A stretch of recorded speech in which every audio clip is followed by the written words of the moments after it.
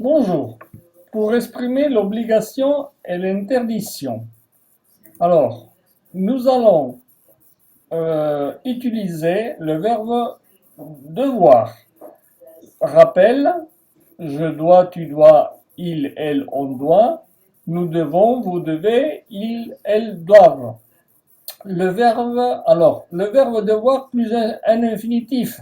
Tu dois rentrer. Tu dois finir tes devoirs. Le verbe falloir, le verbe défectif à la troisième personne du singulier. Exemple, il faut terminer tes devoirs. Ou il faut partir de bonne heure. Le verbe devoir avec le verbe avoir. Vous devez avoir vos devoirs terminés. Voilà l'infinitif du verbe avoir. Et du verbe être, par exemple. Vous devez être plus gentil avec vos camarades. On peut utiliser plutôt l'impératif. Alors, rappel de l'impératif, les formules, les personnes sujets, tu, nous, vous et vous. Hein?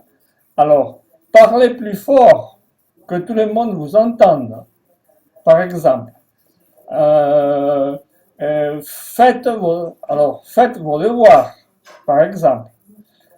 Pour exprimer l'interdiction, l'interdit, nous allons utiliser la négation, ne pas plus infinitif.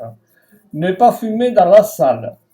Le verbe devoir à la forme négative plus infinitif.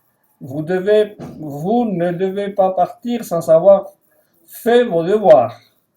Le verbe devoir à la forme négative, tu ne dois pas partir sans avoir fait tes devoirs. Ou vos devoirs. Vous ne devez pas partir sans avoir fait vos devoirs. Pardon. Tu ne dois pas partir sans avoir fait tes devoirs. Le verbe falloir à la forme négative le plus infinitif.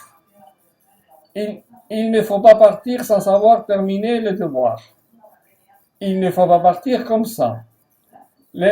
L'impératif à la forme négative. Ne parlez pas fort. Ne parle pas fort. On ne parle pas fort. Le verbe pouvoir à la forme négative plus infinitif. On ne peut pas danser dans la salle. Et pour terminer, la troisième personne du verbe interdire avec la préposition de, plus infinitif, bien entendu. Il est interdit de parler fort. Il est interdit de stationner tout le long de la rue. Voilà ce qui est pour l'obligation et l'interdiction. Bon, vous avez tout sur mon site, castellanofrancais.es. Sur mon site, vous avez l'explication. Allez, bon courage, salut!